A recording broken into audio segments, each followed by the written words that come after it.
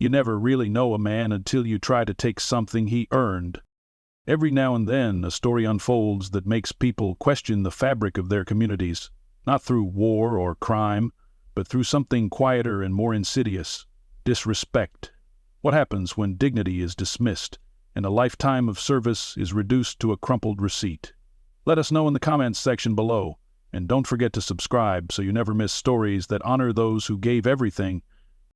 Francis Harmon didn't look like trouble. He didn't speak like it, walk like it, or dress like it. That was exactly why Clint Harrow didn't take him seriously.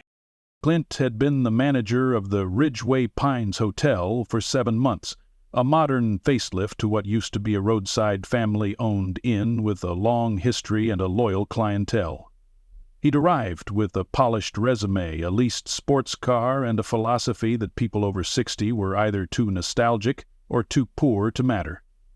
He didn't come out and say it, but his actions always whispered it louder than words.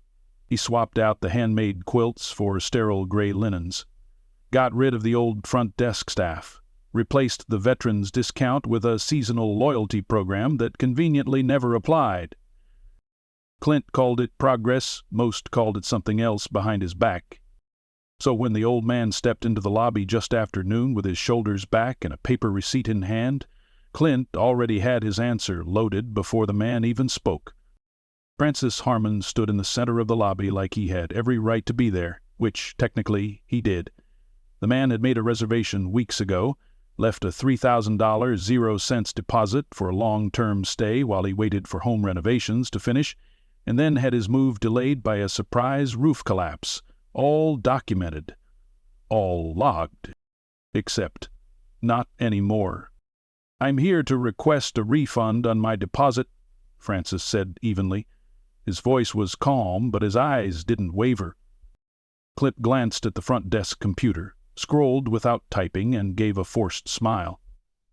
"There's nothing under that name," he said, already knowing the system had been updated a week ago and anything older than 30 days had been purged from public access. Intentionally. Francis extended the receipt across the counter. It was neatly folded, not even creased. His name, the amount, the date, all there. Clint took it, examined it, and with a theatrical sigh, held it up between 2 fingers like it was garbage. Then he did something no one in the lobby expected. He tore it down the middle. Francis didn't flinch.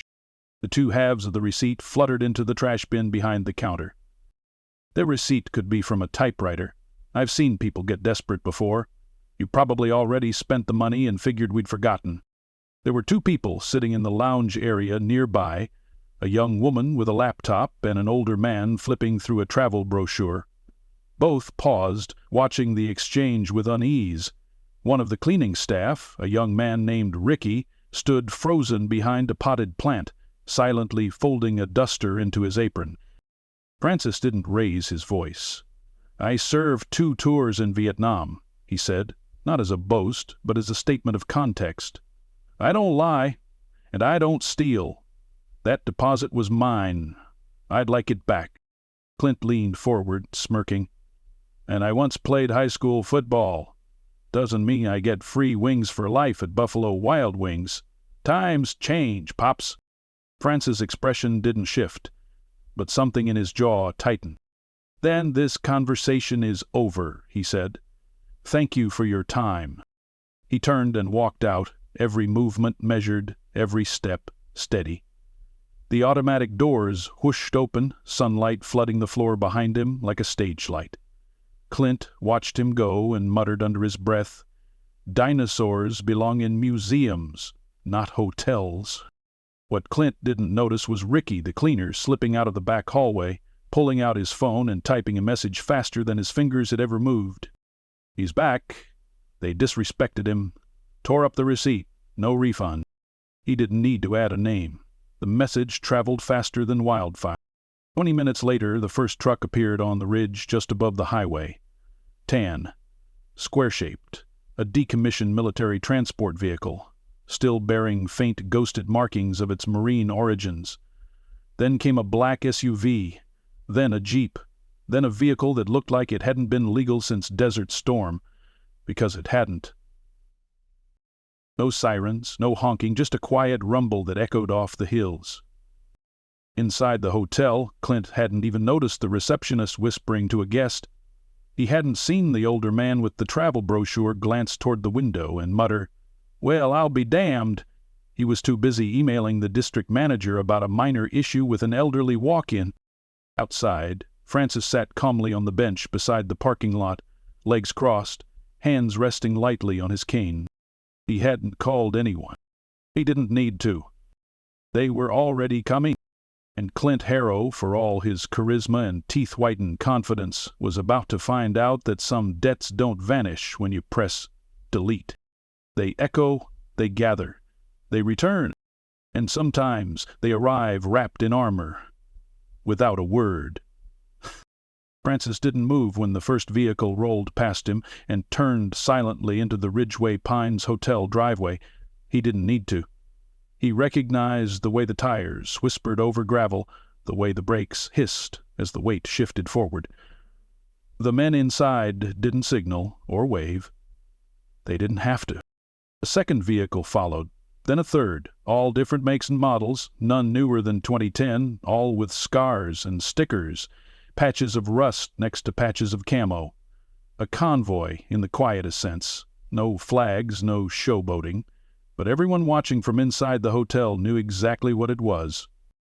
Ricky, the young cleaner, stood in the staff hallway, peering through the glass of the lobby doors with his mouth slightly open. He counted 7 vehicles in total, 2 Humvees, 1 beat-up Ford Bronco, a blacked-out SUV with mismatched doors, a deuce-and-a-half transport truck, and even a sidecar motorcycle combo painted in desert tan.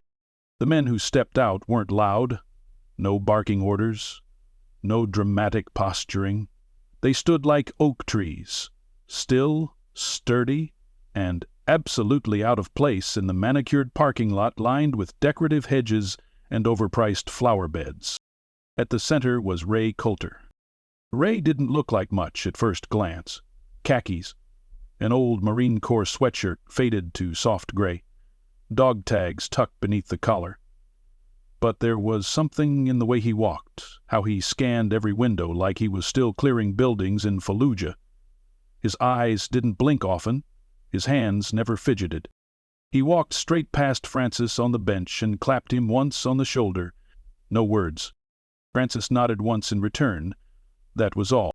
The group moved with purpose but not haste. Inside the hotel, Clint was just finishing a call with a supplier when the front doors opened and the temperature of the room changed.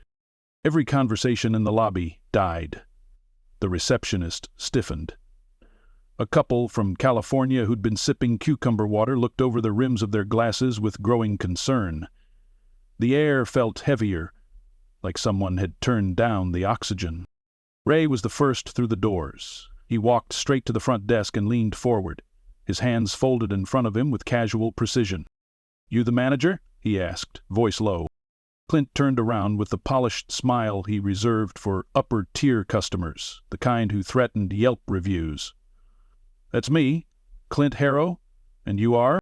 "Marine Corps, retired. Name's Ray Coulter. I believe one of your guests had an issue earlier. Francis Harmon." Clint blinked, then glanced at the receptionist as if to say, "Is this a prank?" "Ah, that guy," Clint said, chuckling. "Yeah, we had a little misunderstanding. He couldn't prove his deposit. Old receipt, nothing valid in the system. Happens all the time." Ray nodded once. Behind him, the rest of the convoy had formed a semicircle just inside the lobby entrance. No weapons, no threats, just present. "You tore up his receipt," Ray said plainly. Clint frowned. "Look, I don't know who you think you are." "I know exactly who I am," Ray interrupted. "I know who he is, too. Francis Harmon, Echo Company, 2nd Battalion, 3rd Marines. 69 to 71. Saved 3 men from a burning CH-46 in Da Nang under live mortar fire. One of those men was my cousin." Clint's mouth tightened. Ray didn't stop. "He never told you that, did he? Never threw it in your face? Never pulled the I'm a hero card? That's not how he operates. But you knew just enough about him to think you could belittle him. Old man." polite, alone. You thought he'd leave quietly, didn't you? Clint's hand crept to his hip, where a hotel-issued radio hung on a clip. "Look," he said slowly, "I don't want any trouble." Ray leaned just a little closer. "Son, if we wanted trouble, we'd have blocked off this parking lot, called the local news, and put this place on the evening report. But that's not why we're here." The man to Ray's left stepped forward. He wore a patched-up army windbreaker and walked with a cane. "We're here because respect is currency, and right now, you're bankrupt. Return the deposit," Ray said. "Apologize, and this ends quietly." Clint's jaw flexed. "We don't do cash refunds. It's policy." "Then change the policy," Ray said, "or we'll talk to your district manager, your corporate office, your investor portfolio if we need to." A beat passed. Clint swallowed and turned to the receptionist. "Open a manual refund log," he muttered. 3,000 even. Put it on the emergency ledger." Ray nodded once. No smugness, just a subtle correction in posture, like something heavy had been lifted. The receptionist stood and scurried to the back office. As Clint scribbled half-heartedly on the form, Ray turned and walked back toward the entrance.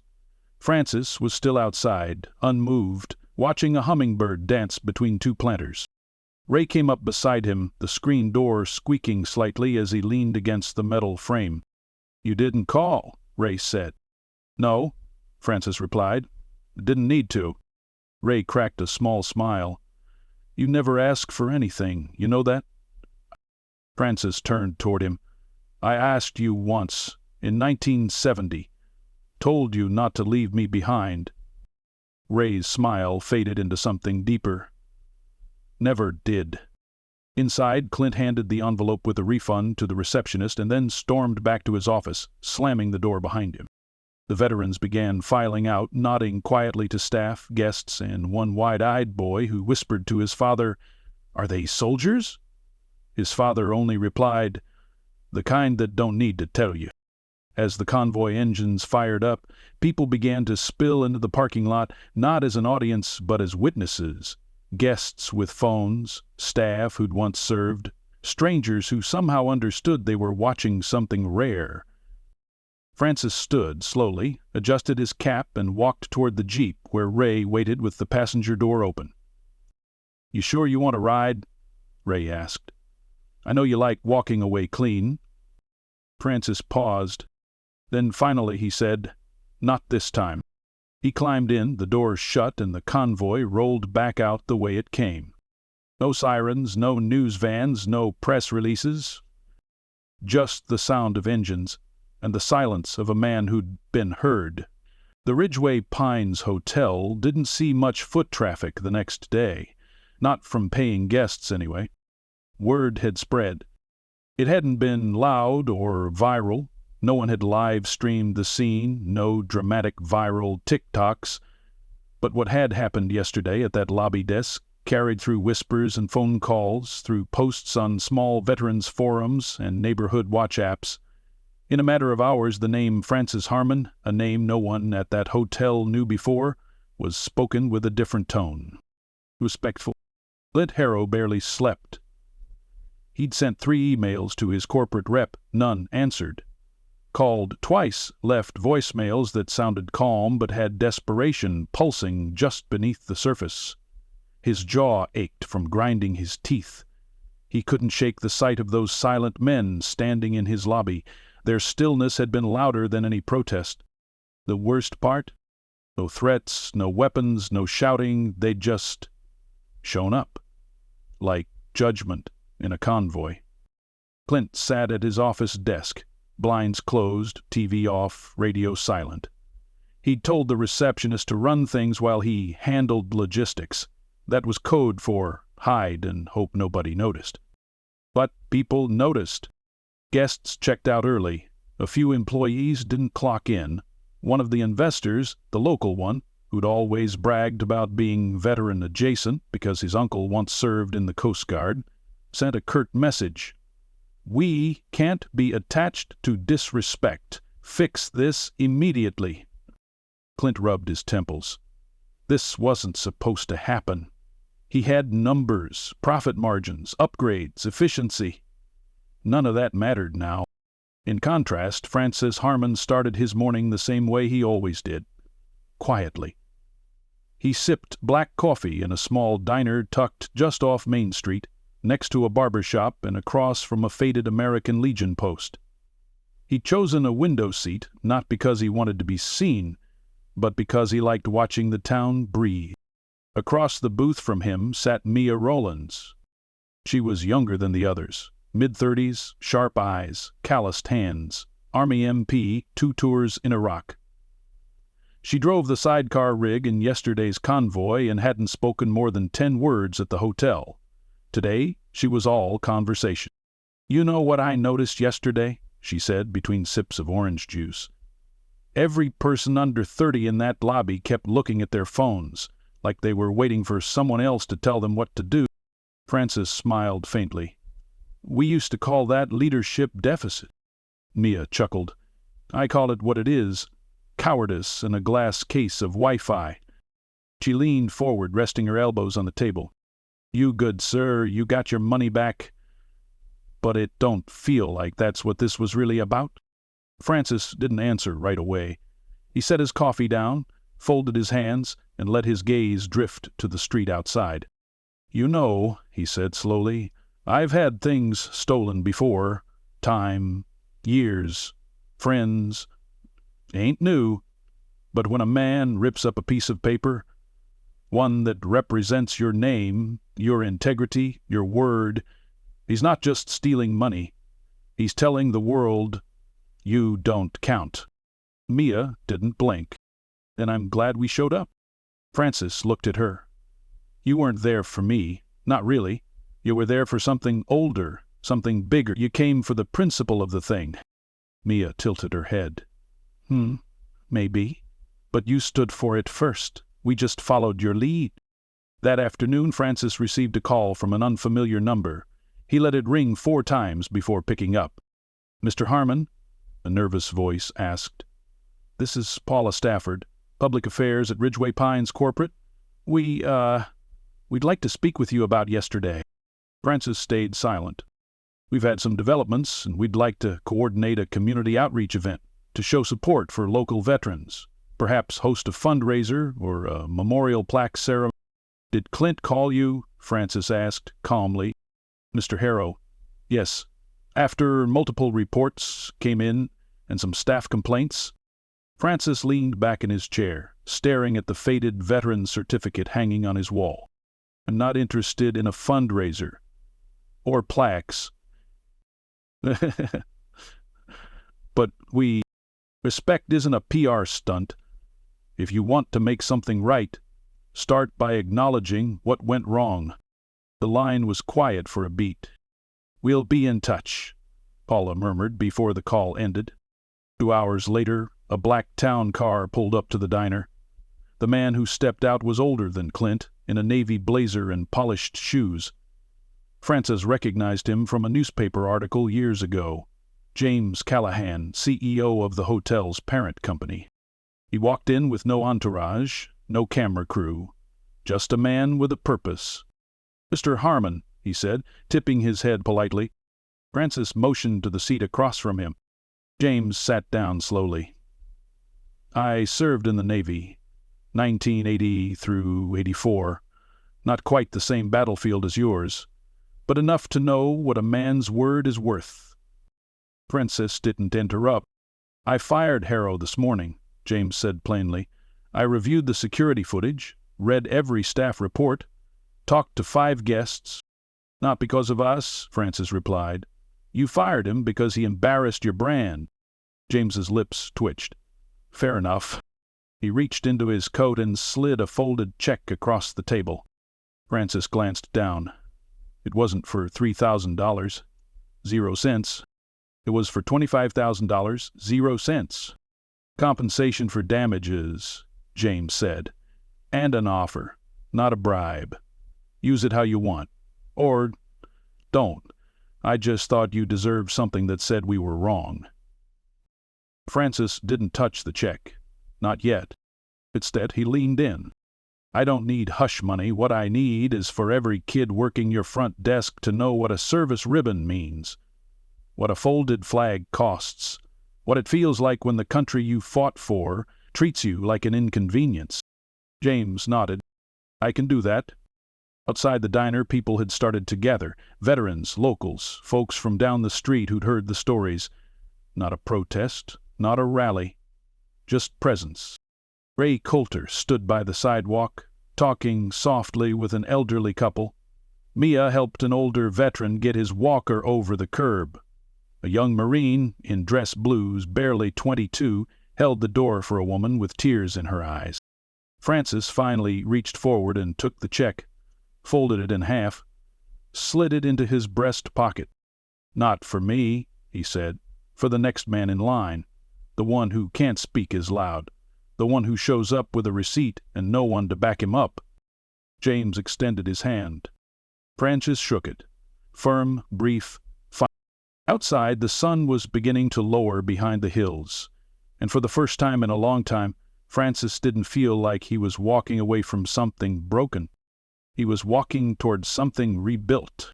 The ceremony was modest, just the way Francis wanted it. No marching bands, no speeches dragged out by dignitaries who didn't know the difference between a corporal and a commander.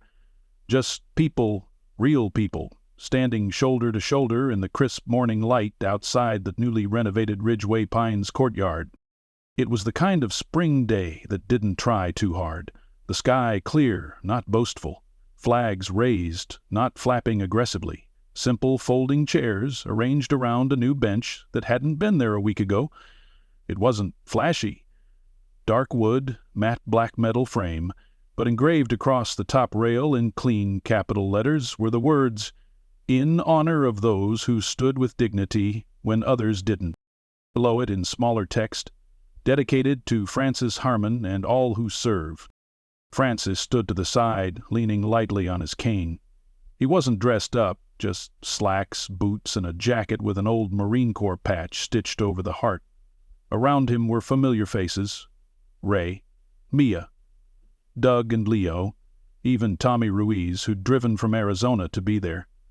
None of them wore uniforms, but somehow they all looked more official than the mayor himself. Kids from the local middle school had made paper flags. The principal whispered apologies when one of them accidentally handed Francis a glitter-covered drawing of a tank with wings. Francis grinned and said, "That's how we all felt when we got airlifted out of Hugh." The kid laughed, not really understanding, but feeling safe enough to join the smile. James Callahan stood nearby, hands folded. He didn't take the microphone, didn't present a check or read from a script.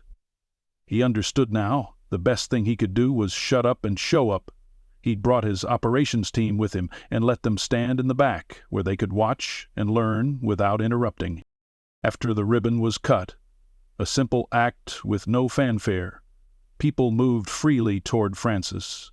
Some came with handshakes, some with quiet nods. One woman brought a tray of cookies and whispered, "My father served. Never got thanked. Thank you for not letting them forget." Francis accepted each gesture with the same calm he'd carried his whole life. Not humble, not prideful, just grounded. Later, when most of the crowd had dispersed and only the close ones remained, Francis sat on the new bench and looked out over the quiet lawn. Ray sat beside him, hands on his knees, watching the breeze move the flag overhead. "You remember when we used to think the only way to win was by force?" Ray asked. Francis nodded. "And then we learned that silence, used right, can be louder than thunder." Ray let out a long breath. "You changed something here, Frank." "It didn't change anything," Francis said. "I reminded them." A few feet away, Mia helped two volunteers load boxes of folding chairs into a trailer. She paused to wave, then went back to work like she had all the time in the world. Francis tapped his cane lightly against the gravel. "You know, I used to wonder if disappearing was just easier," he said. "Let the world forget, let the noise pass you by. But when that boy tore up my receipt, I realized they weren't forgetting. They were being taught to ignore." Ray turned to him. "And now?" Now they've seen what happens when people remember. That evening, the diner where Francis and Mia had first talked was busier than usual. Locals came in to shake his hand, to offer free pie, to say things like, "My uncle was in the Gulf," or "I never served, but I've got deep respect." Some people just clapped him on the back and left without saying a word. It was enough. The check James had given him, the $25,000 0 cents gesture, didn't sit long in Francis's pocket. He'd used a portion to start a fund. Not a charity, not a non-profit, just a small account at the community bank titled Stand Quiet Fund. It was for things like unrefunded deposits, torn-up receipts, denied access. No bureaucracy, no delay, just dignity, delivered in cash or counsel when needed. Veterans from other towns started to reach out. Some asked if they could contribute. Some asked if they could replicate it. Francis always gave the same answer: only if you're willing to show up when it's uncomfortable. The rest, he said, would take care of itself. A week later, Francis received a letter in the mail. Not an email, not a voicemail, a real letter, hand-dressed and stamped with an out-of-state postmark. It was from a young man in Kansas, 24 years old, dishonorably discharged after a bar fight gone wrong, now working nights in a factory, struggling with the idea that maybe his service had meant nothing. He'd read about what happened at Ridgeway Pines through a veterans Facebook group and wrote, simply, "I don't know what to believe in anymore, but the story about you, it helped me believe that maybe some things are still worth standing up for." Francis read the letter twice, folded it slowly, slipped it into the inside pocket of his jacket. That jacket was old, a little faded, the stitching around the cuffs worn down, but he wore it more now. People recognized the patch, and not once did anyone ask if he needed help paying for his meal when they saw it. One evening, Francis stood outside the hotel again, no particular reason, just watching the sky shift from blue to gold. The place had changed. New manager, new policies, a rotating display in the lobby with photos of local veterans and stories behind their service. Ricky the cleaner was now assistant front desk lead.